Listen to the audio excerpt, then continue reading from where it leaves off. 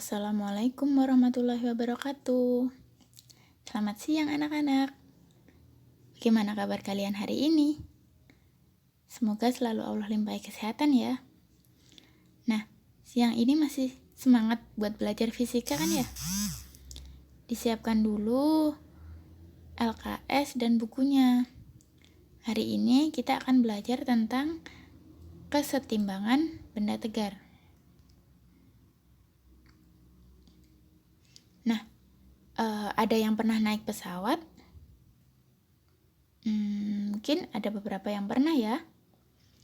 Nah, para penumpang pesawat terbang umumnya akan merasa nyaman di dalam kabin, baik saat take off, landing, maupun saat berada pada ketinggian tertentu. Meskipun sebenarnya terjadi turbulensi yang mengakibatkan goncangan, pesawat akan tetap di ketinggian yang sudah diatur otoritas bandara yang bertugas untuk mengatur perjalanan seluruh pesawat. Nah, untuk apa sih diatur? Nah, ini dia. Diatur supaya semua pesawat yang terbang tidak saling bertabrakan satu sama lainnya.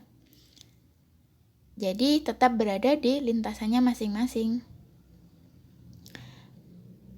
Namun, pernah nggak sih kalian bertanya-tanya, kenapa pesawat terbang bisa terbang dengan konstan pada satu titik ketinggian? Kenapa ya?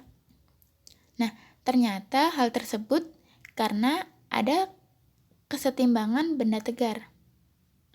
Nah, berkaitan dengan ini, sejatinya ada 4 gaya yang bekerja dalam kasus pesawat terbang. Apa aja sih? Yang pertama ada gaya angkat dengan arah ke atas, sehingga dapat menyeimbangkan gaya berat yang ke bawah. Kemudian gaya dorong yang ke depan dengan menyeimbangkan gaya tarikan yang ke belakang. Jadi semua gayanya saling menghilangkan satu sama lain. Karena semua gaya-gaya tersebut besarnya sama, akan tetapi saling berlawanan arah, sehingga saling menghilangkan satu sama lain. Nah, oleh karena itu, pesawat bisa tetap berada dalam kesetimbangan yang dinamis. Jadi, apa sih yang dimaksud dengan kesetimbangan?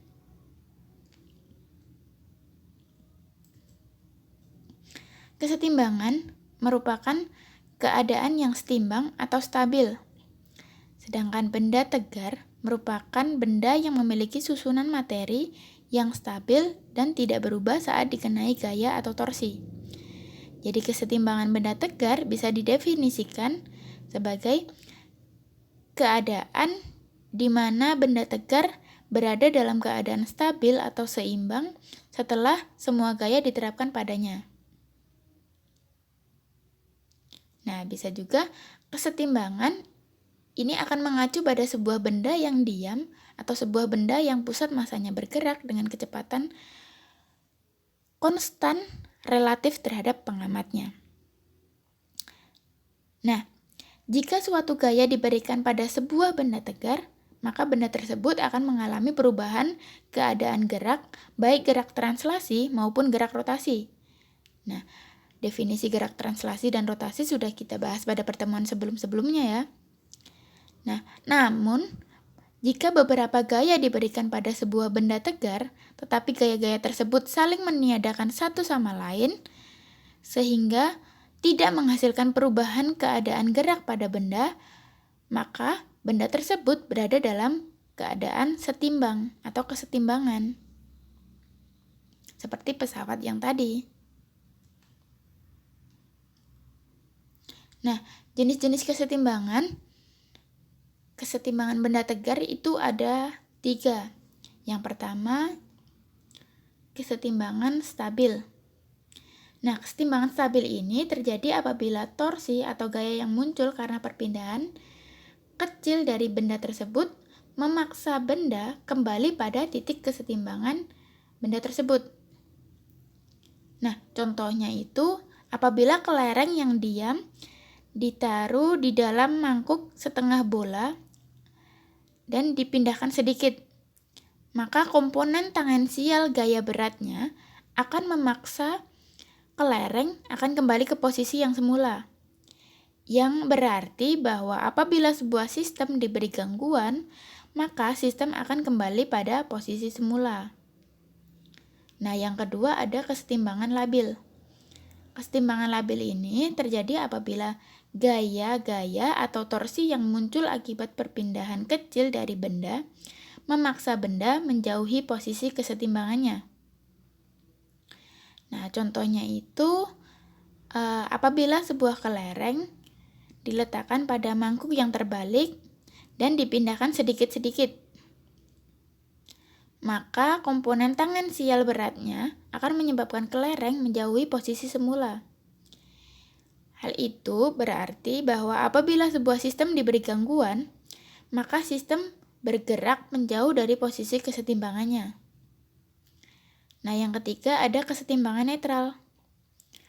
Kesetimbangan netral ini terjadi apabila sebuah sistem diganggu sedikit dari posisi kesetimbangannya, maka tidak ada torsi atau gaya yang menggerakkan sistem tersebut ke salah satu arah. Contohnya, apabila sebuah silinder digelindingkan, maka tidak ada torsi atau gaya yang memaksa silinder tersebut untuk kembali ke posisi semula ataupun menjauhi posisi semula. Seperti itu.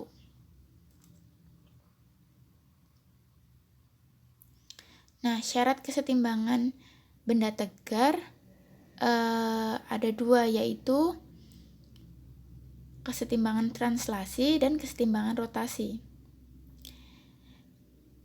Jika ditinjau dari sistem partikel, syarat kesetimbangan tadi ada dua ya, kesetimbangan translasi dan rotasi. Pada kesetimbangan translasi, semua gaya yang bekerja pada benda tegar nilainya harus sama dengan 0, atau sigma F-nya itu sama dengan 0. Sigma F ini baik sigma F ke sumbu X maupun sigma F ke sumbu Y. Itu sama-sama nilainya 0. Nah, untuk kesetimbangan rotasi, semua torsi yang bekerja pada benda tegar harus sama dengan 0, atau sigma tau sama dengan 0.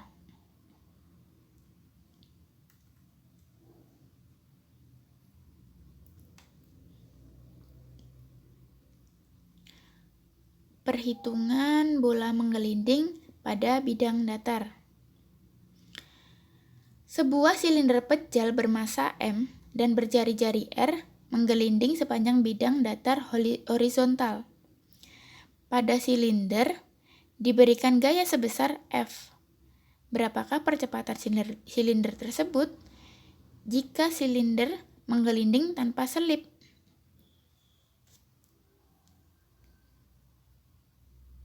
Nah, jika silinder bergulir tanpa selip, maka silinder tersebut bergerak secara translasi dan rotasi. Pada kedua macam gerak tersebut, maka berlaku persamaan seperti berikut yang sudah Ibu tuliskan di layar ya. F itu gaya, F dikurangi F kecil itu gaya geseknya sama dengan massa dikalikan percepatan. Dan N atau gaya normalnya dikurangi dengan massa dikalikan kecepatan gravitasinya sama dengan 0. Nah, untuk gerak rotasinya akan berlaku tau sama dengan I dikalikan A-nya. I-nya ini momen inersianya, sedangkan besar gaya gesekan pada sistem itu A sama dengan 2F dibagi 3M.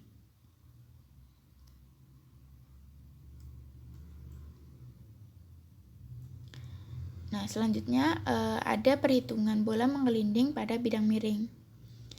Nah, pada keadaan bola yang menggelinding pada bidang miring ini digambar dulu gaya-gaya yang bekerja itu apa saja. Ada gaya normal yang mengarah ke atas atau disimbolkan dengan N, ada gaya berat yang ke bawah, M dikalikan G. Ada yang gaya gesek yang melawan arah geraknya disimbolkan dengan F kecil.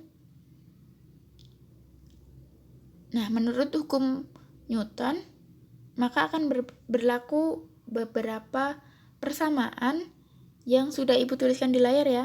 Persamaan gerak dalam arah normalnya adalah N dikurangi massa dikalikan percepatan gravitasinya dikalikan cos θ-nya.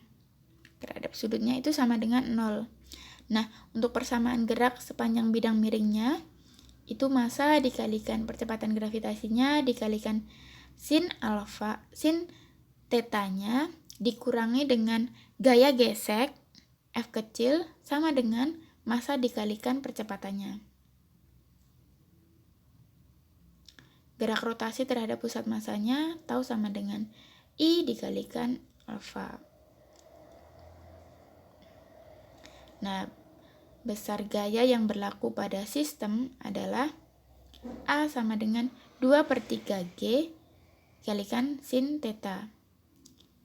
Nah, untuk kecepatan benda di atas bidang miring, bisa menggunakan rumus V sama dengan akar 2GH dibagi 1 plus K. Nah, K ini adalah bilangan real yang diperoleh dari rumus momen inersia yang kemarin. Rumus inersia benda itu kan ada berbeda-beda. Kalau yang silinder pejal itu rumus I-nya kan setengah mr kuadrat. Jadi nilai K-nya ini setengah. Kalau untuk bola pejal, I-nya itu setengah mr kuadrat juga. K-nya 2/5. Dan untuk bola perongga ini K-nya 2/5.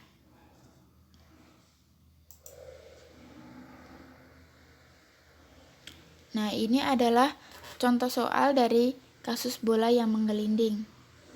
Sebuah bola pejal bermassa 10 kg berjari-jari 70 cm menggelinding di atas bidang datar karena dikenai gaya 14 Newton. Temukan momen inersia, percepatan tangensial pada tepi bola, percepatan sudut bola, gaya gesekan antara bola dan bidang datar, serta besarnya torsi yang memutar bola. Nah, yang diketahui massanya 10 kg, R-nya atau jari-jarinya itu 70 cm atau 0,7 meter, dan gayanya 14 Newton. Dan yang ditanyakan itu adalah I, yang pertama adalah I, yang kedua adalah A, yang ketiga adalah alfa, yang keempat adalah F geseknya atau gaya geseknya, yang terakhir adalah torsinya. Nah, yang pertama itu I-nya itu menggunakan rumus momen inersia. Karena sebuah bola pejal itu 2/5 mr kuadrat, langsung dimasukkan nilainya berapa. Kalau yang B itu A-nya, percepatannya A sama dengan F per M 1 M dikalikan 1 plus K. Langsung dimasukkan. Terus yang ketiga itu alfa atau percepatan sudut bolanya itu A dibagi R-nya. A-nya tadi sudah ketemu 1 meter per sekon kuadrat dibagi dengan R-nya 0,7, jadi 10 per 7 radian per sekon kuadrat. Nah, yang keempat itu F geseknya atau gaya geseknya itu I dikalikan alfa dibagi R. I-nya tadi sudah ketemu 1,96 dikalikan alfanya 10 per 7 dibagi dengan R-nya 0,7 akan ditemukan 4 Newton.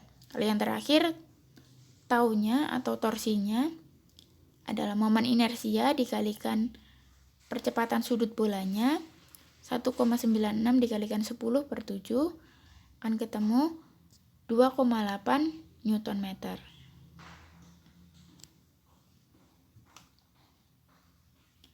Selanjutnya tentang momentum sudut. Nah, momentum sudut ini merupakan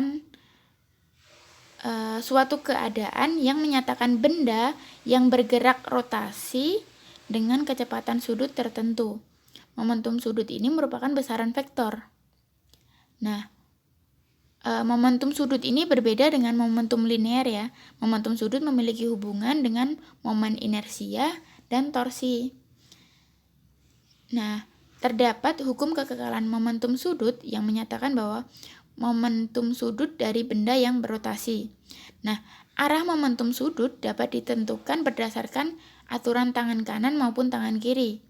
Momentum sudut ada sebagai penyeimbang dari benda yang berotasi, di mana momentum sudut menyatakan keadaan benda yang berotasi.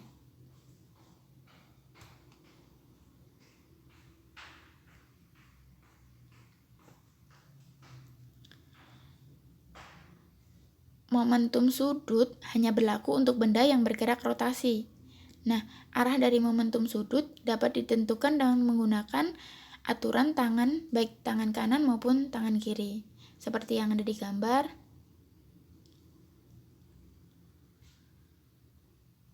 Nah, momentum sudut sendiri biasa disebut momentum angular, merupakan suatu keadaan yang menyatakan benda bergerak dengan kecepatan sudut tertentu pada suatu lintasan yang bergerak, melingkar atau berotasi. Nah, benda yang berotasi tersebut akan berotasi terhadap sumbu putarnya pada suatu jarak tertentu. Momentum sudut hanya berlaku untuk benda yang bergerak berotasi saja. Nah, arah dari momentum sudut dapat ditentukan menggunakan aturan tangan yang ada di layar ya. Arah momentum sudut akan tegak lurus dengan arah bendanya. Seperti gambar yang satu ini, gambar 1, ilustrasi penentuan arah momentum sudut. Arah momentum sudutnya itu sebagai ibu jari kalian mengarah ke atas, sedangkan arah benda yang berotasi dianggap sebagai jari-jari tangan kalian. Jadi sudut yang terbentuk ini tegak lurus atau 90 derajat. Besar momentum sudut akan sebanding dengan massa benda dan kecepatan benda. Jadi semakin besar massa dan kecepatan benda, maka akan semakin besar pula momentum sudut benda.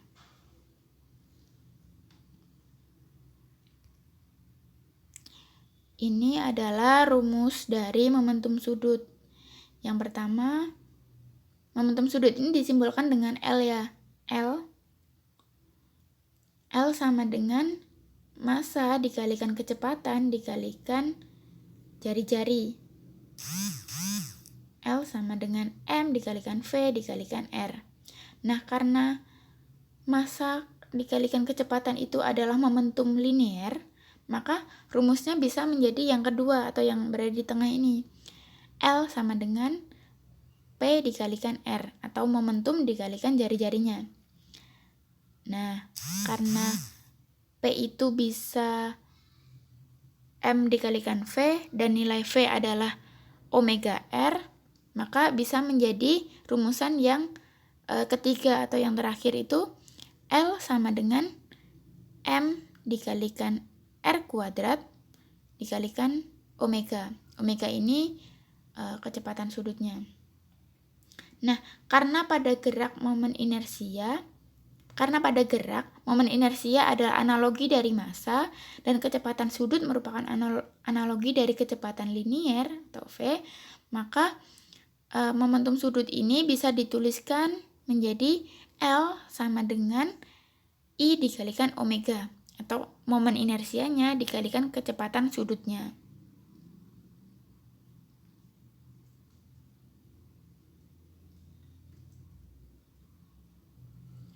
Nah, selanjutnya adalah hukum kekekalan momentum sudut. Benda yang berputar pada porosnya dan tidak terdapat momen gaya dari luar yang bekerja pada sistem tersebut, maka akan berlaku hukum kekekalan momentum sudut. bunyi dari hukum kekekalan momentum sudut ini adalah momentum sudut total pada benda yang berotasi selalu tetap atau konstan jika torsi atau momen gaya yang bekerja pada benda tersebut sama dengan 0. Ini sama seperti penari balet. Nah,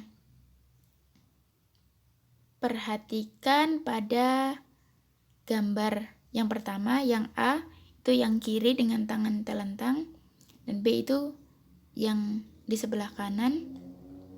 Pada gambar A, penari pada awal mulanya berotasi dengan tangan terlentang, lalu penari akan melipat kedua tangannya.